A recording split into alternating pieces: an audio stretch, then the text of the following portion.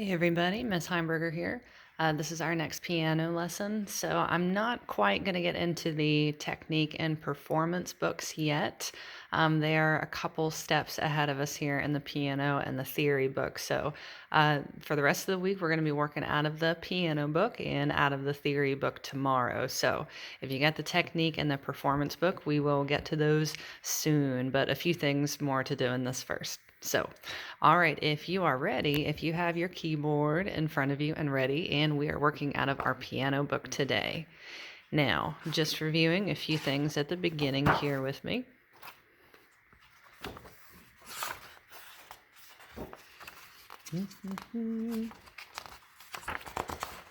Sticky pages. All right, so we had talked about sitting at the piano, and always remember to keep good posture, even if you're not actually sitting at a piano.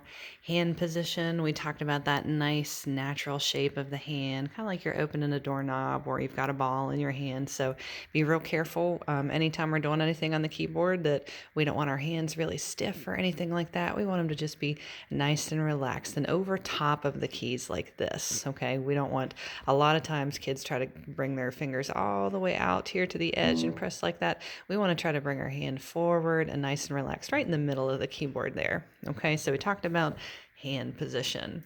Then a really important thing we talked about was our finger numbers. So we go from the inside out with our thumbs. So our thumbs are our ones, pointer fingers are twos, middle fingers are threes, ring fingers are fours, and our pinkies are fives. So we've also talked a little bit about how it's going to be important to know your left hand from your right hand. So hopefully you guys have had a little bit of time here to work on the finger numbers. After that, we talked about the piano keyboard and being made up of those 2 black keys and those 3 black keys. So hopefully you guys did a good job seeing the difference between those. Now on the low and high part, so it talks a little bit about how your left hand and your right hand, they have some different jobs on the keyboard. So we're going to need to find a special key, and it's this one right here. It says middle. So first I have to find the set of 2 black keys, and it's going to be just like it says middle. It's going to be in the middle of my piano. So up there it is. Do you guys want to press that with me? Now this is a very, very important key, and I'm not going to tell you what it's called yet, but I need you to kind of remember right there is a really important note, really, really special. I'll tell you more about it later. Now from this note all the way down, my left hand is going to play. So all of these notes, my left hand is responsible all the way up to that one.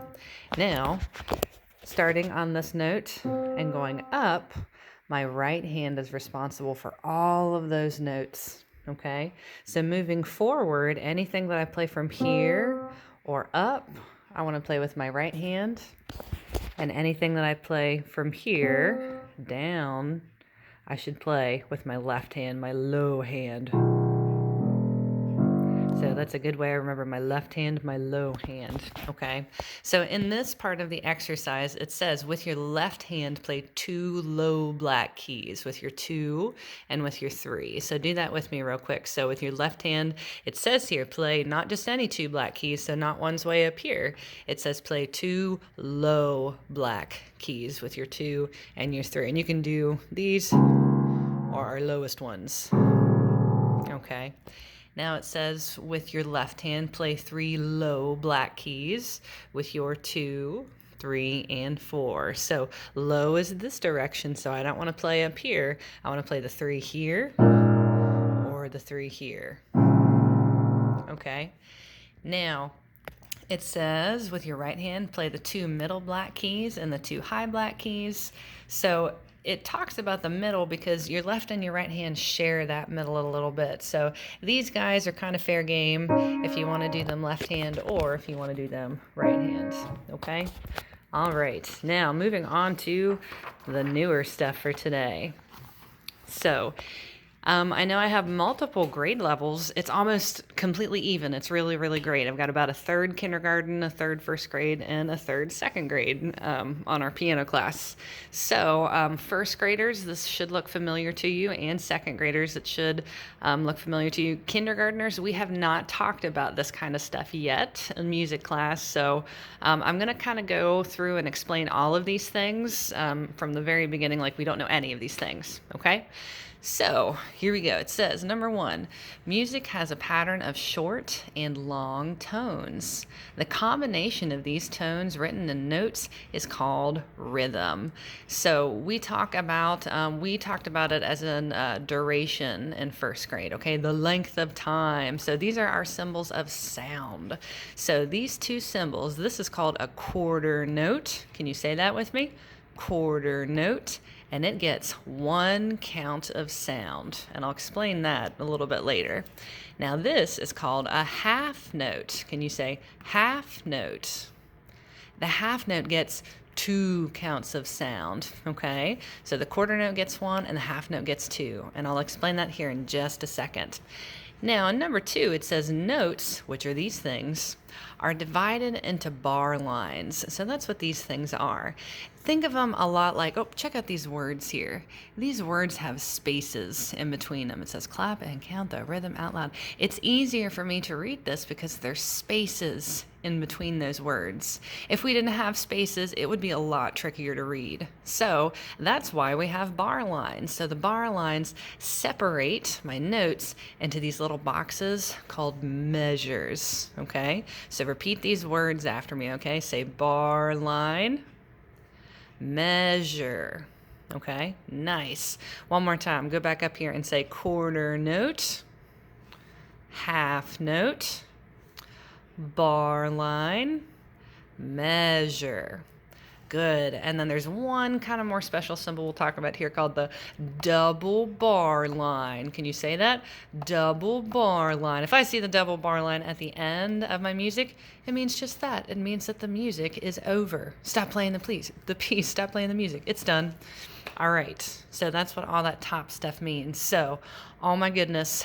At the bottom here, it's like the first thing we're going to play. I'm so excited. It's called the First March. Now, when we're trying to play these songs along with the books, this picture is my answer to everything.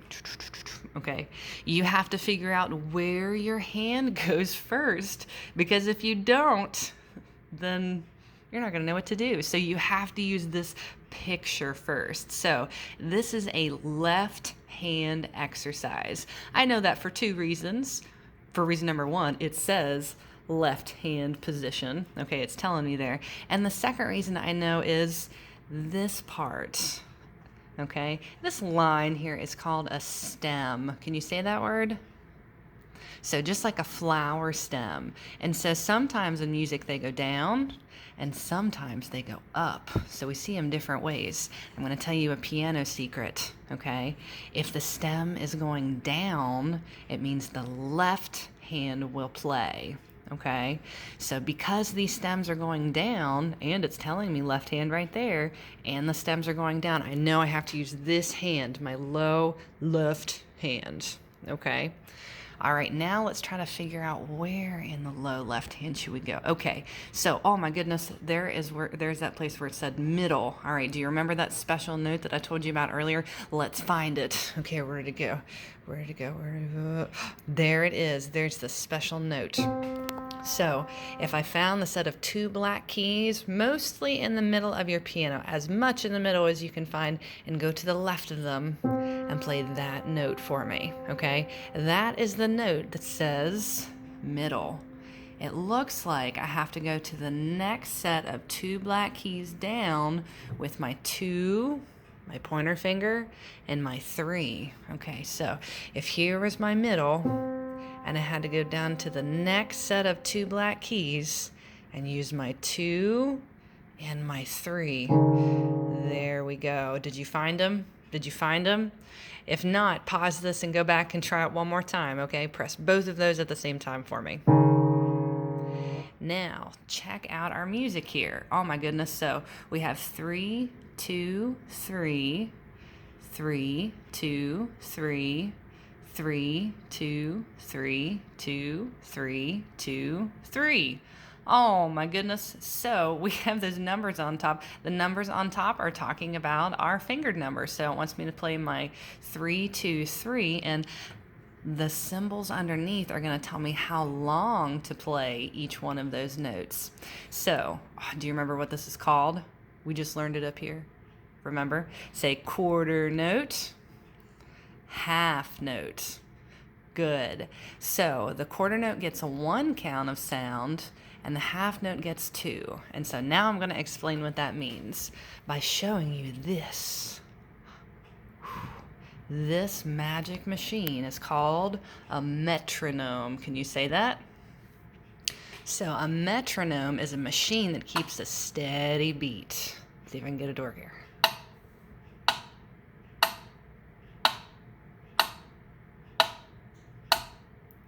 So it gives me a steady heartbeat. So every tick that you hear is the sound of the quarter note going by. So I need 2 of those ticks when I play my half note for it to be 2 counts of sound. All right, so check this out. I got my metronome going, and let's see, I found where, oh, okay, here I am with my 3 and with my 2. Let's start right now.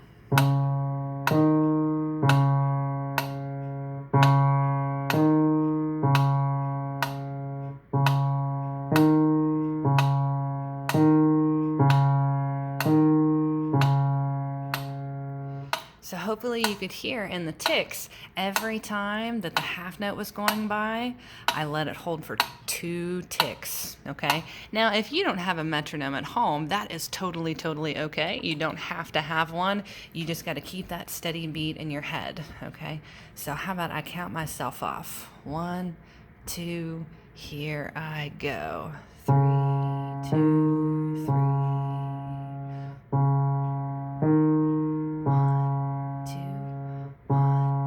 1, 2,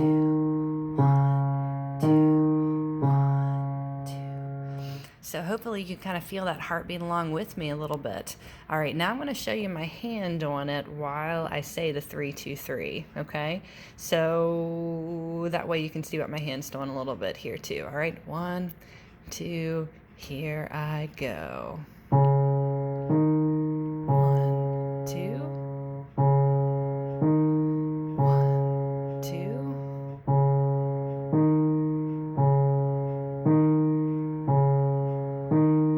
1, 2, and done. All right, you guys. So if you guys could, if you have time in the next week, if you guys could record yourselves giving this a try, I would love to give you guys some personal feedback. All right. Thanks for watching, you guys, and please message me with any questions you may have. Thank you.